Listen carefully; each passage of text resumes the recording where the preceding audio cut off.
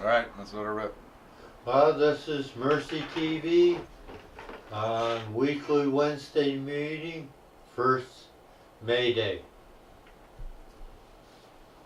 Hello, welcome to Mercy TV. This is our weekly meeting. Greetings, I am your host, Perry, who will be trying to give you all the info as soon as I can find the center place on the live stream broadcast. Hopefully we're coming through sound wise. Let me double check on that. Hello, I am not getting anything there. Am I getting sound? Someone chat to me, tell me. Folks out there in Channel 23, CCTV land, hold on, bear with us for a moment while we make sure we are live casting as we should. I think you want to check in the Mercy office to see if the sound's coming through. Oh, we're not even casting yet. It's hanging up. Yeah, we have offline in here. At any rate, we'll get started for the folks there who are watching us on CCTV. While we work through the technical difficulties of our simulcast. And let folks know about the bills that are in the Oregon State Legislature this session. We have a bill to add PTSD, or post-traumatic stress disorder, to the Oregon Medical Marijuana Program. And this bill, Senate Bill 281, is currently in the House of Representatives in the Oregon State Legislature. So you need to contact your representative and tell them to vote yes on Senate Bill 281. If not, co-sponsor it or otherwise support it in every way possible. Okay, sorry to our folks out there in video land, we're not connecting right now. We'll give it a little more time and then we'll shoot it and try again. In the meantime, we'll try to keep you folks posted on the stuff that's happening. In addition to the bill to add PTSD to the OMMP, there is a bill for legalization here in Oregon to set us up somewhat like Washington State or Colorado. That is House Bill 3371. And so again, you need to contact your representative to get them to vote yes on it. And in this case, once we get it to the House, it will go to the Senate where we'll need to play the game again. Alright, hold on a sec. I'm going to have to shoot the process here. It is not functioning. So we will try it again.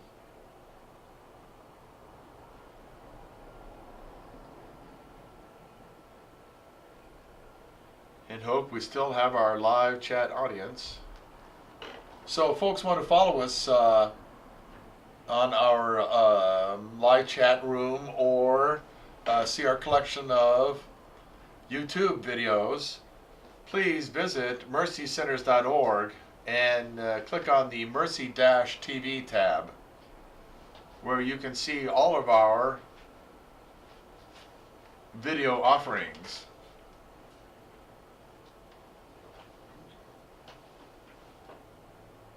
Come on. Hello. I think we're going now, so hopefully folks out there in video land will catch up with us too. To catch you up out there, we were talking about Senate Bill 281, which is to add PTSD, or post-traumatic stress disorder, to the OMMP, or Oregon Medical Marijuana Program. And folks need to contact their representative in the Oregon House and get them to vote yes on this, plus the bills for legalization, 3371, and there's a bill for medical marijuana dispensaries. It is House Bill HB 3460. So folks need to contact their representative. We got video but no audio. No audio, of course. So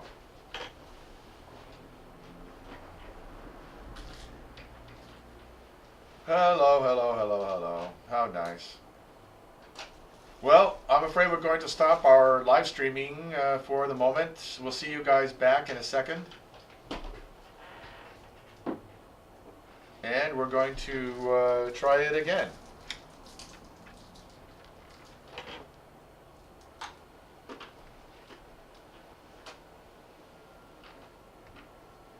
Because this is a Windows operating system.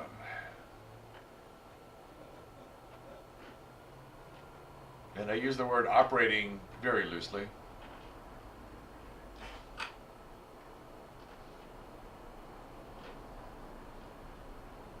So, hello, hello, hello. I see that we have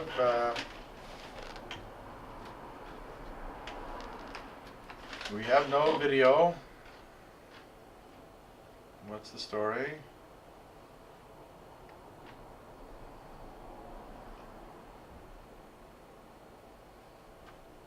Come on. Okay.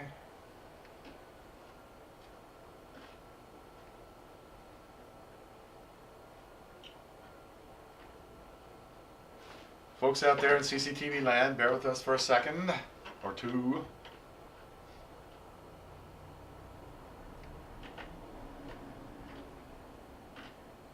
Hello. Hello, come on. I see a little dingy there. Why don't I see a reaction?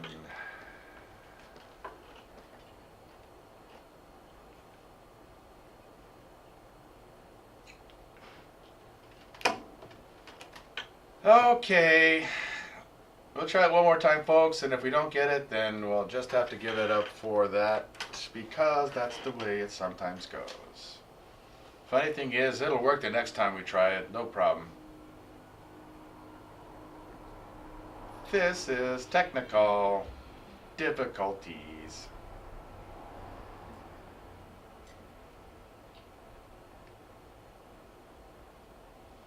Of course, I really like it where the it's working, but it doesn't register here. That's particularly fun.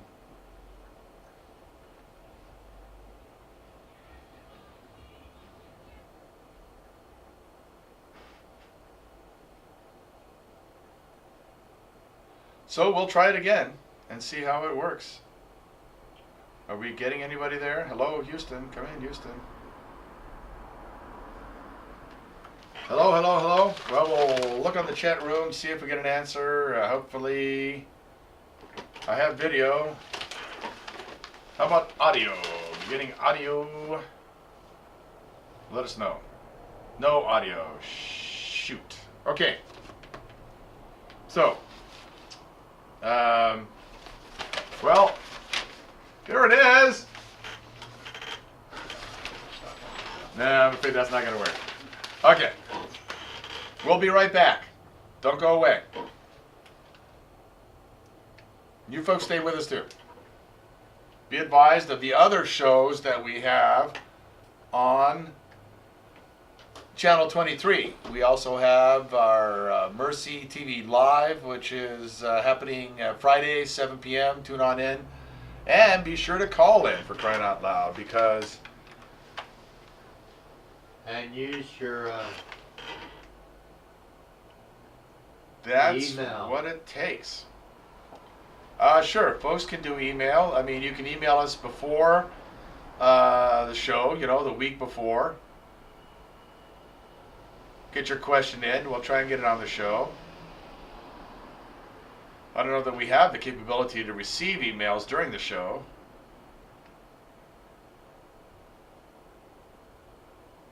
Not that, well, this little puppy just is not going to be working today, huh? Alrighty. Well, let's see, just for chuckles, if we can get it out of the microphone. Hello, hello, are we getting that? Oh, the Internet Explorer stopped working. You gotta love when that happens. So, hope you folks out there in Channel 23 land are having fun with this. I know we are. And our two users out there who are trying to watch it on the internet. Also. But a problem with this web page has caused Internet Explorer to close and lose all your shit and then reopening it.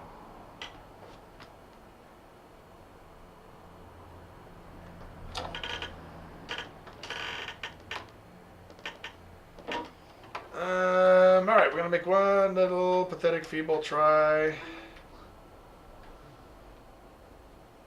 This thing is like broken.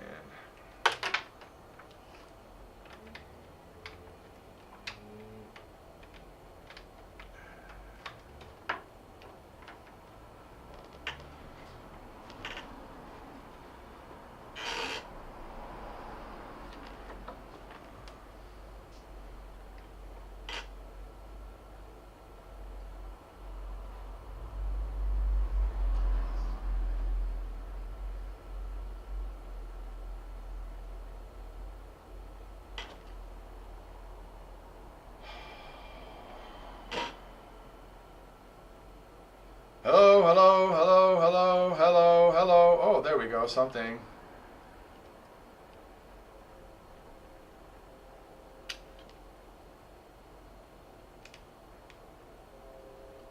Hello, hello, hello, hello, hello, hello, hello. Hello, hello, hello, hello.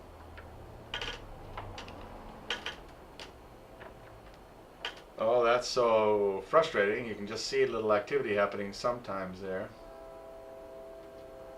Hello? Hello. But not anymore.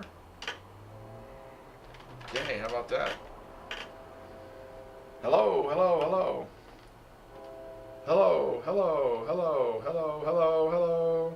Hello, hello, hello. Hello. I'm not getting a reading there. Oh, come on.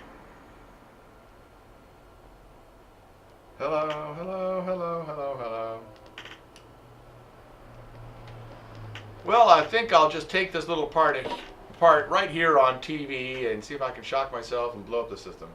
But it doesn't look like we're going to get our audio part of our webcast here, unfortunately. I'm sorry. There's the part which is loose. Oh, see, it's not, we're going to have this thing soldered here, puppies. Yes, sirree, Bob. So, we're going to put the call out to folks to get our soldering kits out and use them, calling all you geeks. Hopefully we can get that thing work before our next broadcast. Is that a CCC project? Nope. But I'm sorry, no cast today.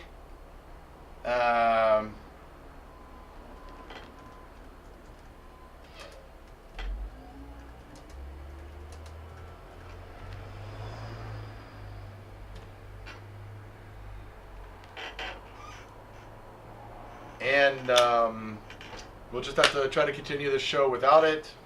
Very sorry. Too bad we got a good camera here, but our thingy is brokey, and I'll have to wait to get another one or fix this one. But in the meantime, we'll try to carry on with our regularly scheduled broadcast.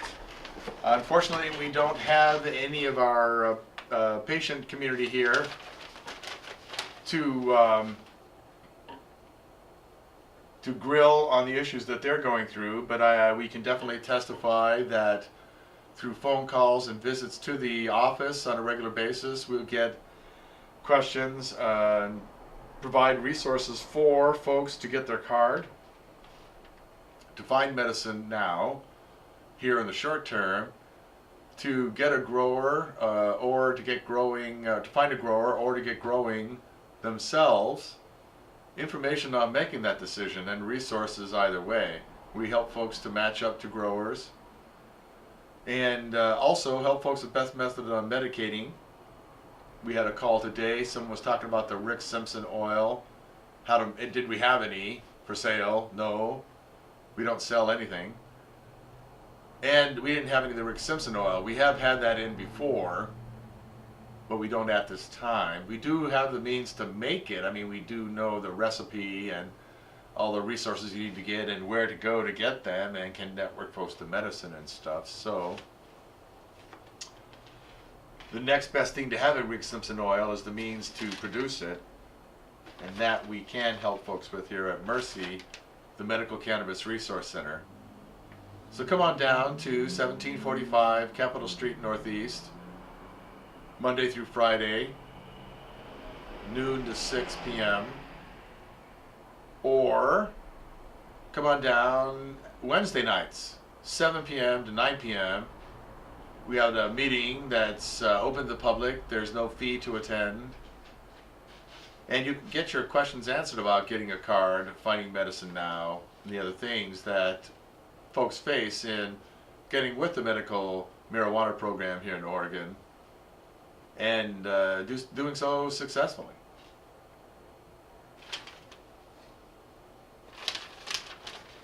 Excuse me, Perry? Yes.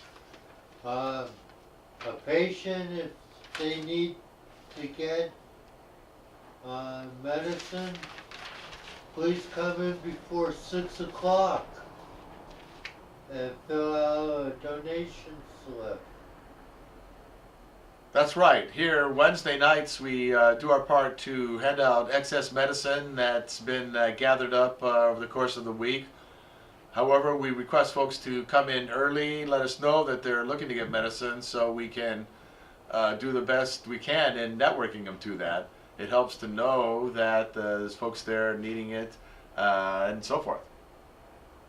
So please come in, let us know, or if you have to, stop on by the Wednesday night meeting for excess medicine. And this is quality medicine. We have an interesting story here out of the Oregon Cannabis Connection. Cops, free speech rights violated for supporting cannabis law reform. St. Louis police officer Gary Weigert has served over 3 decades protecting Missouri's largest metropolitan area, but now his rights are under attack. Sergeant Weigert's experience on the force led him to believe that Missouri should decrease penalties for marijuana possession. A believer in small government, Weigert has been lobbying for the St. Louis Tea Party for a few years before picking up another client, the Show Me Cannabis Regulation Movement, or SMCR. Unfortunately, the sergeant's higher-ups decided to put the kibosh on his lobbying once they got wind of his work to reform Missouri's cannabis laws. Fortunately, however, Sergeant Weigert isn't one to give up his First Amendment rights without a fight. St. Louis Post-Dispatch columnist Bill McClellan commented on SMCR hiring an active police officer to lobby for cannabis law reform. Colorado and the state of Washington recently legalized the recreational use of pot. A number of states have already legalized this medicinal use. I got an email last week from a marijuana majority with the news that state legislative committees in Hawaii and New Mexico have approved bills to decriminalize marijuana possession. More startling and much closer to home was the news Thursday that St. Louis Police Sergeant Gary Weigert has joined Show Me Cannabis as a lobbyist. Show Me Cannabis favors treating pot like booze, regulated and tax it. Weigert is a sergeant in the 3rd District. He is also past president of the St. Louis Police Officers Association. Show Me Cannabis is not his only client. He also serves as lobbyist for the St. Louis Tea Party, which you mentioned earlier. Police Chief Sam Dotson said Friday that political lobbying by a veteran sergeant for a pro-marijuana group is, quote, not what is expected of our officers. Later in the day, Dotson released a statement saying in full, Sergeant Weigert is not representing the department. His comments are his own and not what is expected of our officers.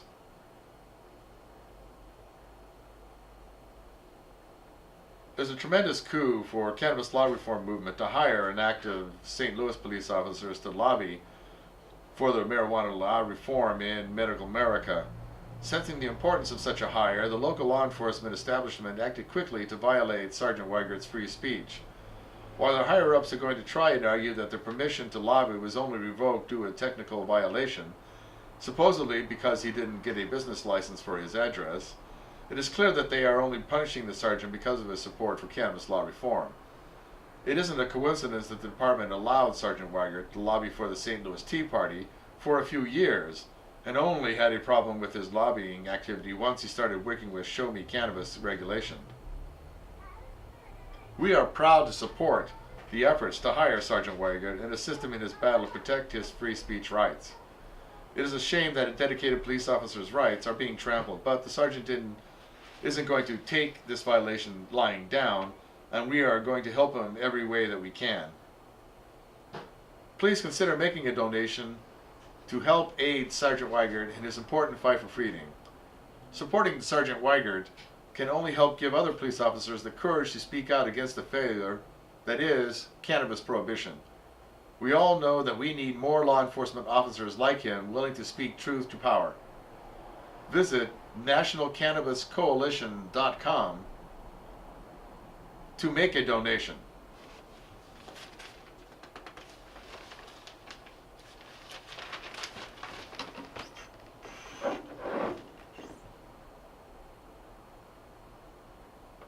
And now, on to national news nugs.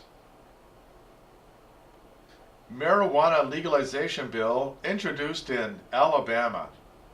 That's right, folks, Alabama. Many traditionally write off the southern United States as an area dead to cannabis law reform, but one representative is behind a new effort that can change all of that. In April, Representative Patricia Todd, Democrat, Birmingham, introduced House Bill 550, the Alabama Cannabis and Hemp Reform Act of 2013. This measure would legalize the possession of up to 1 ounce of marijuana and the cultivation of up to 12 mature marijuana plants by those over the age of 21. It would also authorize the Department of Revenue to establish marijuana retail outlets. You can read the full text of the measure at... I'm sorry, it doesn't have a website here. If you go to mercycenters.org and go to our Alabama page, you will undoubtedly see the information. As many of you may have seen, Pew Research recently released a new polling data that revealed for the first time in data from a US-based polling firm that Americans support legalizing marijuana by over 50%. The survey found that 52% support legalization and only 45% were opposed. This is no longer just an issue relegated to states such as those on the West Coast and Colorado, traditionally considered bastions of marijuana law reform. The support is now nationwide. As very well it should be, marijuana prohibition is a failed policy that squanders hundreds of millions of tax dollars a year, adversely affects society's underprivileged, violates civil liberties, and fuels a violent criminal black market responsible for countless deaths on our border as well as our local communities. If states such as the traditionally conservative Alabama are beginning the discussion around alternatives to our failed prohibition of marijuana, the collapse of the drug war machine and its war on a green plant cannot be too far behind. Will Maine be the third state to legalize? NORML is pleased to be working with Representative Diane Russell to support historic legislation, LD 1229, that would make Maine the third state to tax and regulate the adult use of marijuana.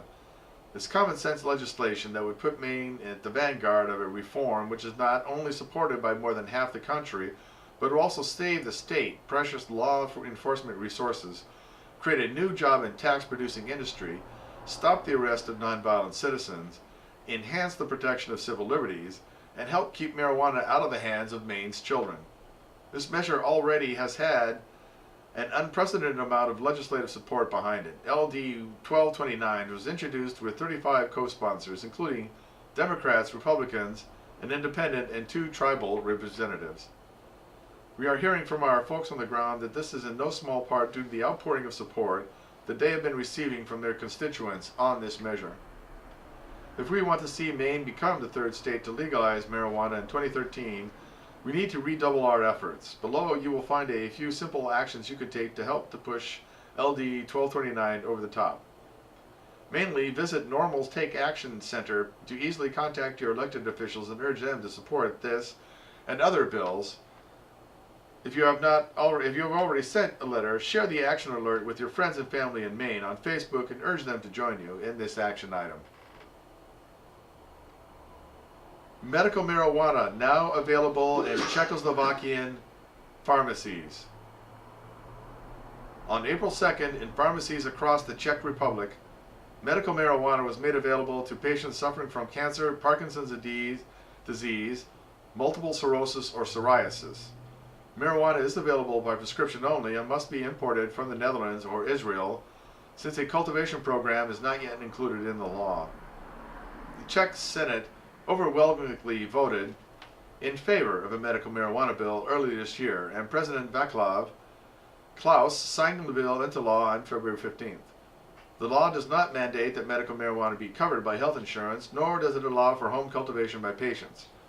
Regardless, the country has some of the most lenient marijuana laws in Europe. Possession of 5 or less plants is merely a misdemeanor, and fines for possession of 15 grams or less are on par with a parking ticket. So, good. Some common sense in Czechoslovakia, or the Czech Republic. Check that. Also, Illinois lawmakers penned strong support for a medical marijuana bill.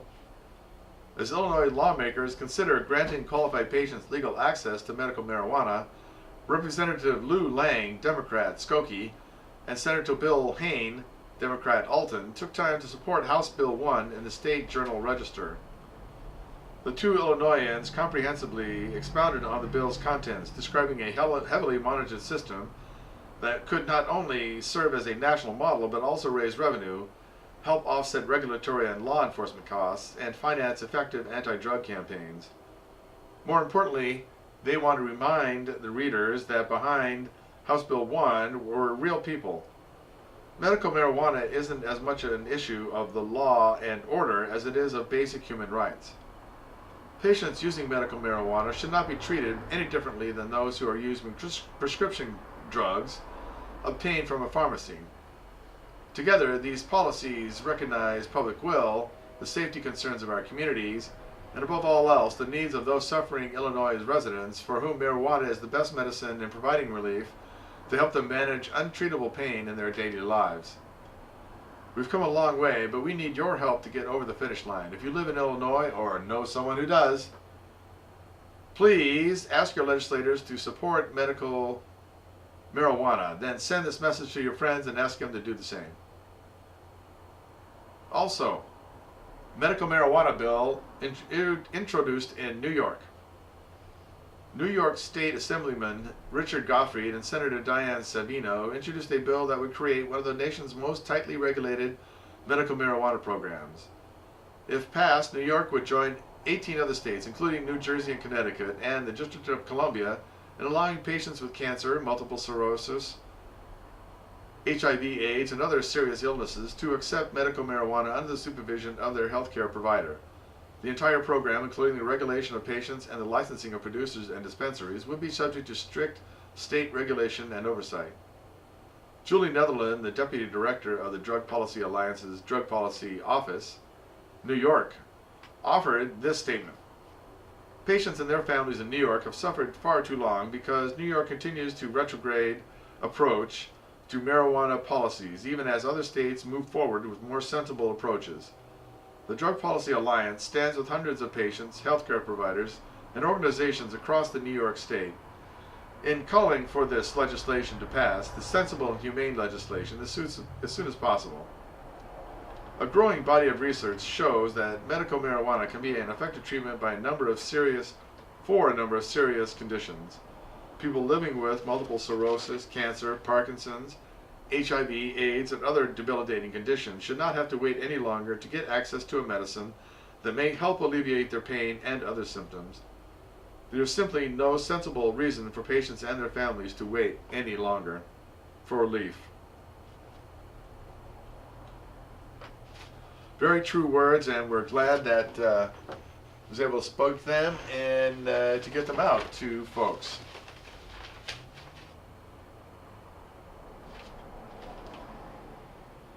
Now, a bit of bad news. NIH marijuana study grants available, with a catch. Mike Riggs of Reason.com reports that the National Institutes of Health are offering a $2 million grant to study marijuana, but there is one catch. It has to find only negative impacts from the plant.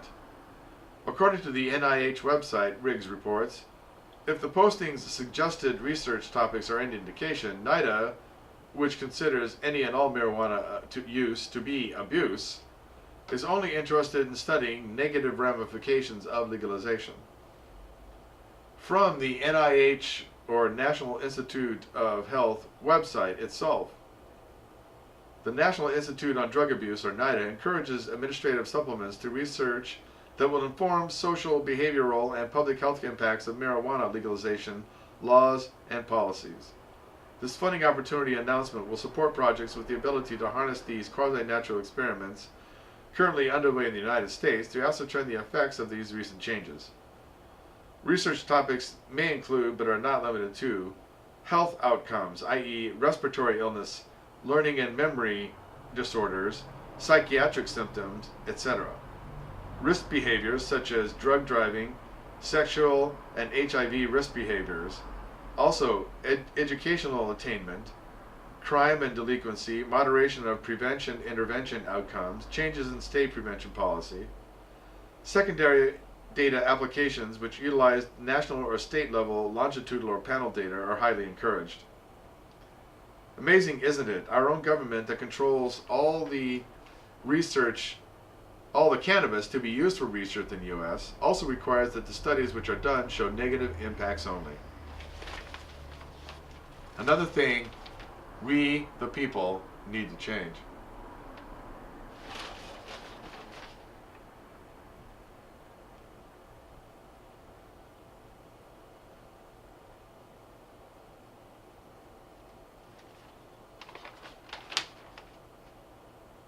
Also in the Oregon Cannabis Connection here that we're reading to you from, we have the nutritional and industrial uses of hemp.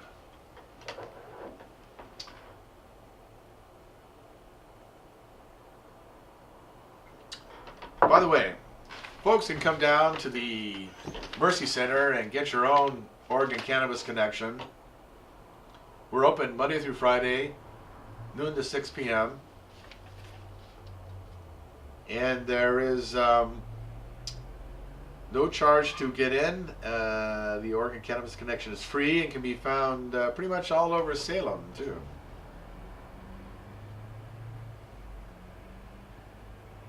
And has also the information on hemp here.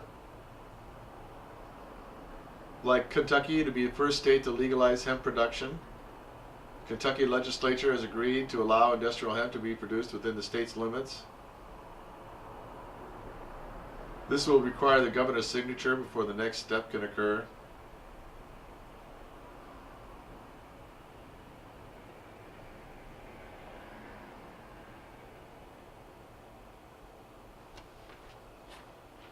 So, the Kentucky governor has decided not to act on the law, i.e. signing it, letting it become a law automatically under the Kentucky Constitution.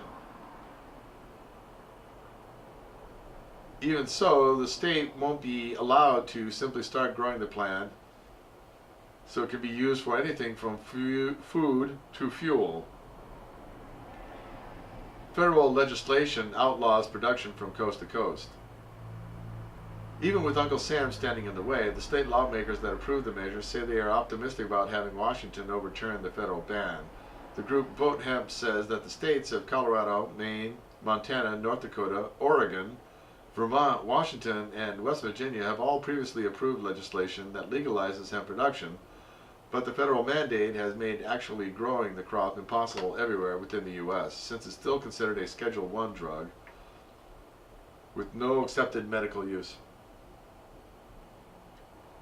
With Kentucky signing on to be the last state looking to grow, though, these things could soon change on a federal level. This historic legislation puts Kentucky in position to be the first in line if and when the federal government legalizes production of industrial hemp. Agriculture Commissioner James Comer said in a statement this week, "By passing this bill, the General Assembly has signaled that Kentucky is serious about restoring industrial hemp production to the Commonwealth and doing it in the right way. That will give Kentucky's congressional delegation more leverage when they seek a federal waiver allowing Kentucky farmers to grow hemp. As soon as the governor signs the bill, I'll be on the plane to Washington to seek a waiver, added Comer.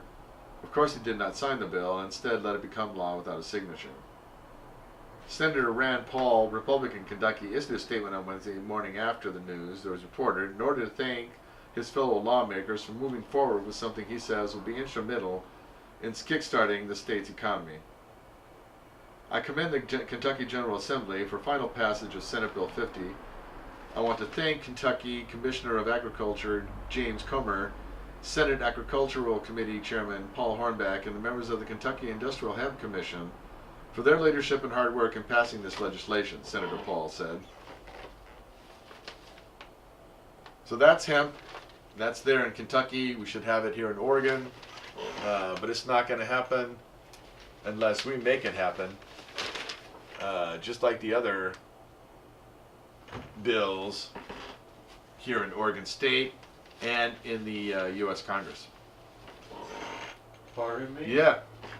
Ain't there a hearing in the House about 281 on the 15th? There's a report of a hearing in the House for that's going to occur for Senate Bill 281. It is happening on the 15th. We don't know the time. We don't know the hearing room yet. It will probably be in hearing room E. And that will most likely occur at 1 o'clock, but we need to stay tuned to mercycenters.org for the latest on the schedule there. But yes, we have Senate Bill 281 has passed the Senate and is now in the House, and so you want to contact your representatives on Senate Bill 281. How about 40? Senate Bill 40 and Senate Bill 82 have also passed through the Senate and are heading to the House, or should already be there. So we want folks to contact their, at the same time they contact their representative on 281 to talk about the Senate Bill 40, the Senate Bill 82, also House Bill 3371, which is the legalization bill, and House Bill 3460, which is a dispensary bill. All these we want to move from the House or have come from the Senate and need the House to pass, to vote yes on them. We need your representative to vote yes.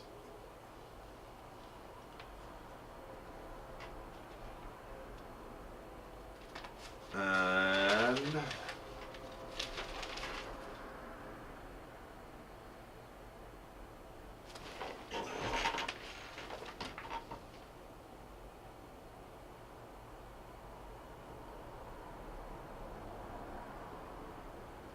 okay, well that's about it for now. We're going to take a quick break and be right back. So, don't you folks go anywhere.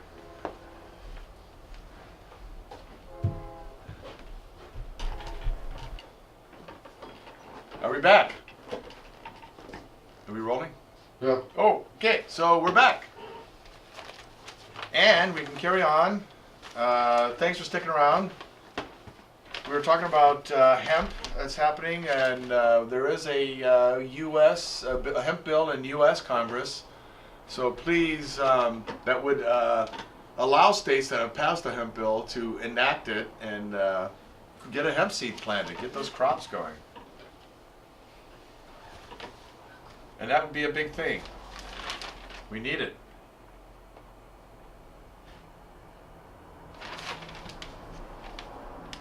There's an interesting article here. We're talking about the Oregon Cannabis Connection again. And they're talking about worm castings, nature's greatest organic fertilizer. Worm castings are the richest natural fertilizer known to humans. That's right. As little as a tablespoon of pure worm casting provides enough organic plant nutrients to feed a 6-inch potted plant for more than 2 months. Worm castings stimulate plant growth more than any other natural product in the market. unlike animal manure and artificial fertilizers, is absorbed easily and immediately by plants. But worm castings don't only stimulate plant growth, they also enhance the ability of your soil to retain water because of its texture, and it even inhibits root diseases such as root rot. You can order worm castings in your local garden store in small bags, which are about 2 gallons, or larger bags of up to 90 pounds or more. What are worm castings?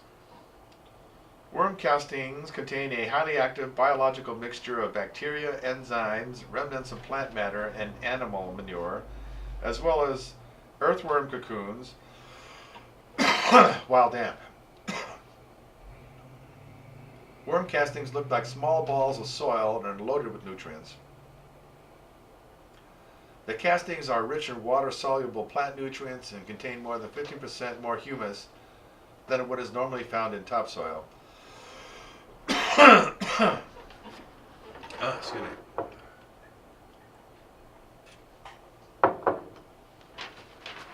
Worm castings are packed with minerals that are essential for plant growth, such as concentrated nitrates, phosphorus, magnesium, potassium, and calcium. It also contains manganese, copper, zinc, cobalt, borax, iron, carbon, and nitrogen.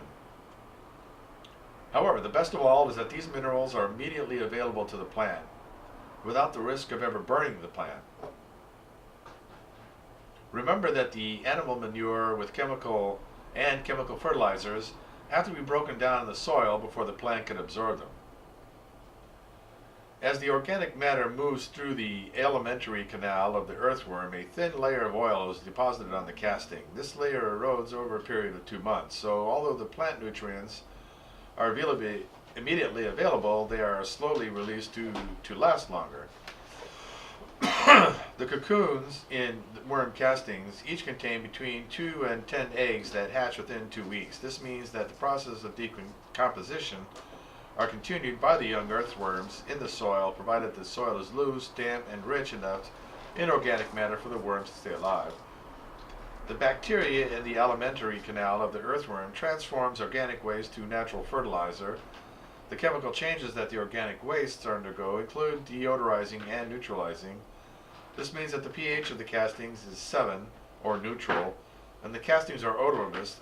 They smell like forest after a rain.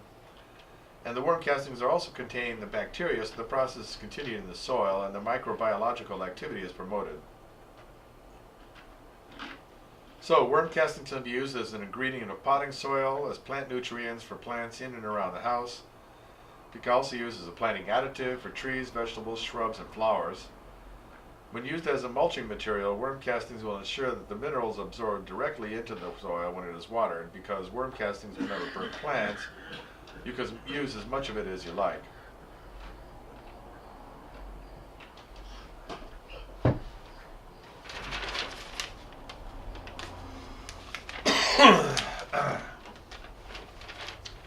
Also, they have in here the do-it-yourself fabric pots, recipes like the crock canna butter, snooker doodles that looks like a cookie, ganja tofu and spinach manicotti, and a banana sour cream coffee cake, all using cannabis in some form or another.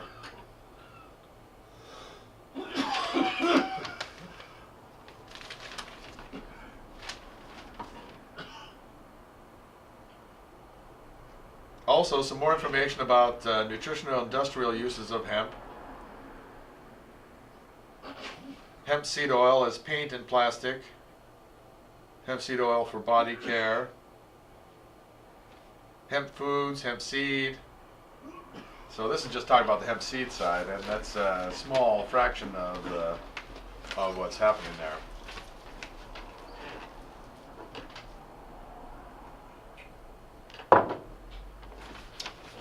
Of course, folks are primarily concerned with, especially these days, with the medical uses of cannabis. And,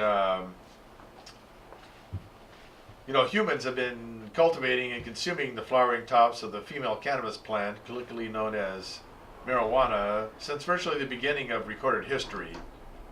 cannabis-based textiles dating to 7000 BC have been recovered in northern China, and the plant's use as a medical and mood-altering agent date back nearly as far.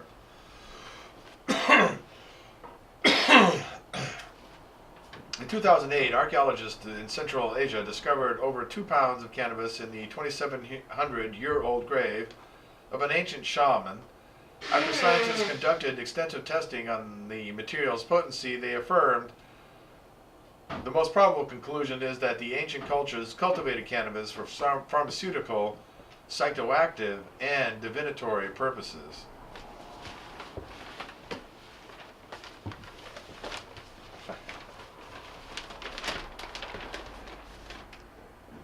Modern cultures continue to indulge in the consumption of cannabis for these same purposes, despite a present-day virtual worldwide ban on the plant's cultivation and use. In the United States, federal prohibitions outlawing cannabis's recreational, industrial, and therapeutic use were first imposed by Congress under the Marijuana Tax Act of 1937, then later reaffirmed by federal lawmakers' decision to classify marijuana, as well as that of the plant's organic compounds, known as cannabinoids, as a Schedule I substance under the Controlled Substances Act of 1970. This classification, which asserts by statute that cannabis is equally as dangerous to the public as is heroin, defines cannabis and its dozens of distinct cannabinoids as possessing a high potential for abuse and no currently accepted medical use, as well as a lack of accepted safety for the use of the drug under medical supervision. By contrast, cocaine and methamphetamines, which remain illicit for recreational use but may be consumed under a doctor's supervision, are classified as Schedule II drugs. Examples of Schedule III and Schedule IV substances include anabolic steroids and Valium, respectively, while codeine-containing analgesics are defined by law as a Schedule V drug, the federal government's most lenient classification. In July 2011, the Obama administration rebuffed an administrative inquiry seeking to reassess cannabis's Schedule I status, and federal lawmakers continued to cite the drug's dubious categorization as the primary rationale for the government's ongoing criminalization of the plant and those who use it. Nonetheless, there exists little if any scientific basis to justify the federal government's present prohibitive stance, and there is ample scientific and empirical evidence to rebut it. Despite the U.S. government's nearly century-long prohibition of the plant, cannabis is nonetheless one of the most investigated therapeutically active substances in history. To date, there are over 20,000 published studies or reviews in the scientific literature pertaining to the cannabis plant and its cannabinoids, nearly one-third of which were published within the last 3 years. This total includes over 2,700 separate papers published in 2009, 1,950 papers published in 2010, and another 2,100 published to date in 2011. This, according to a keyword search on the search engine PubMed Central, the U.S. government repository for peer-reviewed scientific research. While much of the renewed interest in cannabinoid therapeutics is the result of the discovery of the endocannabinoid regulatory system, which is described later in this booklet, some of the increased attention is also due to the growing body of testimonials from medical cannabis patients and their physicians. The scientific conclusions of the overwhelmingly majority of modern research directly conflicts with the federal government's stance that cannabis is a highly dangerous substance worthy of absolute criminalization. For example, in February 2010, investigators at the University of California Center for Medicinal Cannabis Research publicly announced the findings of a series of randomized, placebo-controlled clinical trials on the medical utility of inhaled cannabis. The studies, which utilized the so-called gold standard of FDA clinical trial design, concluded that marijuana ought to be a first-line treatment for patients with neuropathy and other serious illnesses. Among the studies conducted by the center, 4 assessed smoked marijuana's ability to alleviate neuropathic pain, a notoriously difficult to treat type of nerve pain associated with cancer, diabetes, HIV/AIDS, spinal cord injury, and many other debilitating conditions. Each of the trials found that cannabis consistently reduced patients' pain levels to a degree that was as good or better than currently available medications. Another study conducted by the center's investigators assessed the use of marijuana as a treatment for patients suffering from multiple sclerosis. That study determined that smoked cannabis was superior to placebo in reducing spasticity and pain in patients with MS, and provided some benefit beyond currently prescribed treatments. Around the globe, similarly controlled trials are also taking place. A 2010 review by researchers in Germany reports that since 2005 there have been 37 controlled studies assessing the safety and efficacy of marijuana and its naturally occurring compounds in a total of 2,563 subjects. By contrast, many FDA-approved drugs go through far fewer trials involving far fewer subjects. As clinical research into the therapeutic value of cannabinoids has proliferated, so too has the investigators' understanding of cannabis's remarkable ability to combat disease. Whereas researchers in the 70s, 80s, and 90s primarily assessed cannabis's ability to temporarily alleviate various disease symptoms, such as nausea associated with cancer chemotherapy, scientists today are exploring the potential role of cannabinoids to modify disease. Of particular interest, scientists are investigating cannabinoids' capacity to moderate autoimmune disorders such as multiple sclerosis, rheumatoid arthritis, and inflammatory bowel disease, as well as their role in the treatment of neurological disorders such as Alzheimer's disease and amyotrophic lateral sclerosis, aka Lou Gehrig's disease.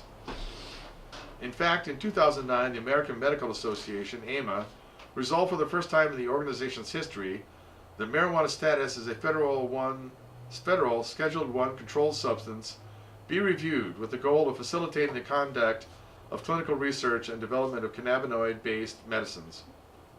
Investigators are also studying the anti-cancer activities of cannabis, as a growing body of clinical and preclinical data concludes that cannabinoids can reduce the spread of specific cancer cells via apoptosis or programmed cell death, and by the inhibition of angiogenesis, or the formation of new blood vessels.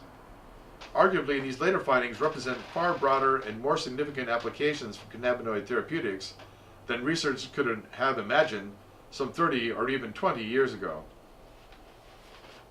So what we just talked about there in the previous paragraph was cannabis's ability to basically cure cancer. In addition, the safety profile of medical cannabis, in that cannabinoids have a remarkable safety record, particularly when compared to other therapeutically active substances. Most significantly, the consumption of marijuana, regardless of quantity or potency, cannot induce a fatal overdose. According to a 1995 review prepared for the World Health Organization, there are no recorded cases of overdose fatalities attributed to cannabis, and the estimated lethal dose for humans extrapolated from animal studies is so high it cannot be achieved by users. In 2008, investigators at McGill University Health Center and McGill University of Montreal and the University of British Columbia in Vancouver reviewed 23 clinical investigations of cannabinoid drugs, typically oral THC or liquid cannabis extracts, and 8 observational studies conducted between 1966 and 2007. The investigators did not find a higher incidence rate of severe adverse events associated with medical cannabis use compared to non-using controls over these 4 decades. That said, cannabis is not to be necessarily viewed as a harmless substance. Its active constituents may produce a variety of physiological and euphoric effects. As a result, there may be some populations that are susceptible to increased risk from the use of cannabis. As with any medication, patients should consult thoroughly with their physician before deciding whether the medical use of cannabis is safe and appropriate. As states continue to approve legislation enabling the physician-supervised use of medical marijuana, more patients with varying disease types are exploring the use of therapeutic cannabis. Many of these patients and their physicians are now discussing this issue for the first time and are seeking guidance on whether the therapeutic use of cannabis may or may not be advisable.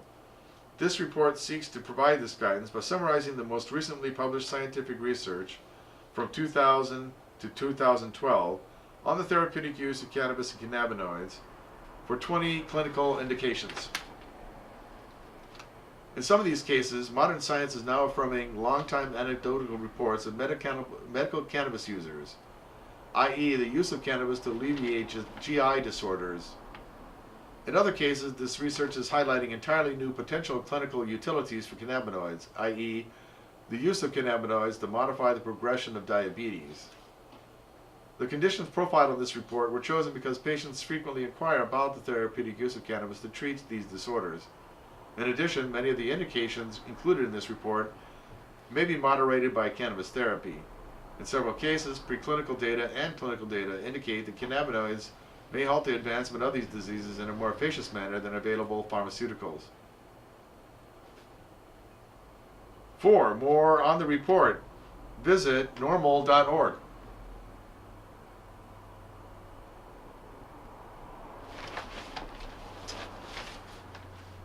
Now, the events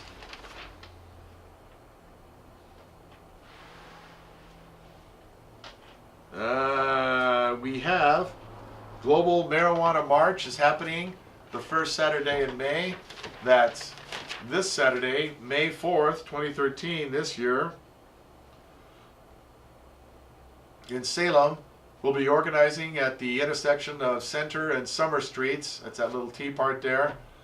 And we will gather there at 11 o'clock. We'll be staying there with signage. We'll be handing out literature to folks there. We'll march at high noon through the city of Salem back to that point.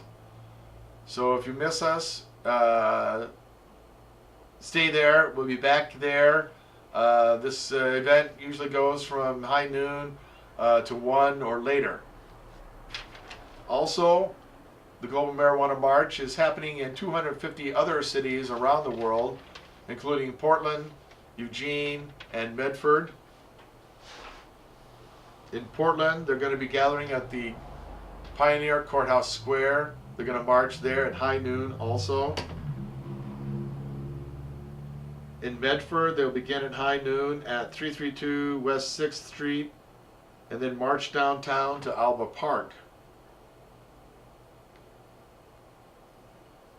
In Eugene, assemble at the Free Speech Plaza at 8th and Oak. There will be speeches by a number of speakers there. Go to w-b-normal.org for more on the Eugene Global Marijuana March. Again, that's a celebration embracing cannabis culture as a personal lifestyle choice. Participants unite to discuss, promote, entertain, and educate both consumers and non-consumers alike.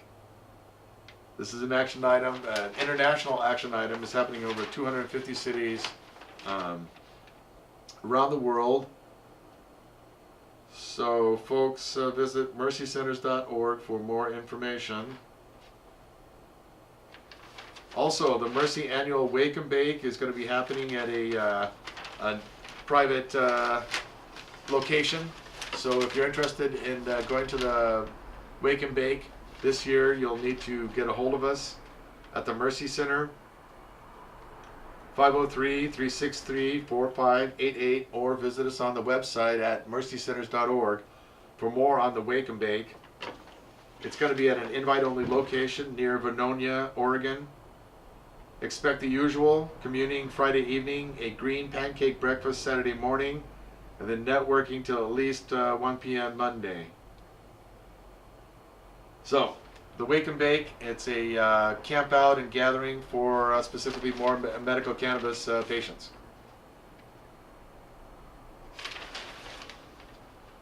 Also, the next meeting of the Advisory Committee on Medical Marijuana is going to be happening June 14th. It's happening in Medford. We'll be trying to get down there and get a recording of it, and certainly try to live stream it to you folks here as well. Also, we have the Emerald Empire Hemp Fest that is July 19, 20, and 21 at Maury Jacob Parks in Eugene, Oregon. Music, speakers, hemp food, and products. Visit emeraldempirehempfest.com for more.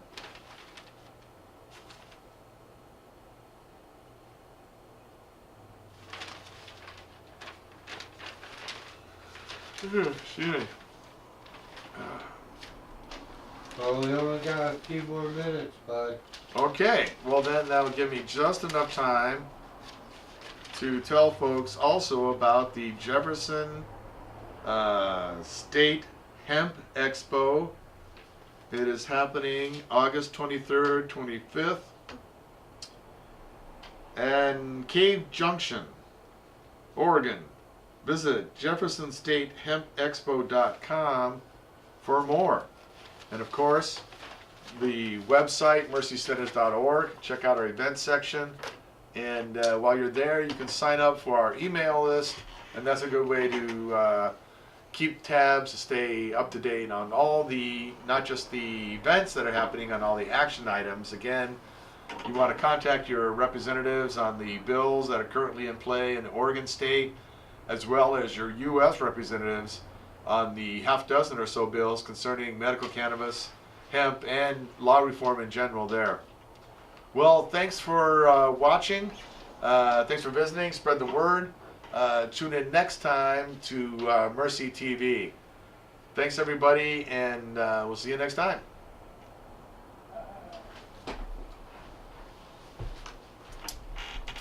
You want to say anything before I turn it off, Glenn? Yes, good night.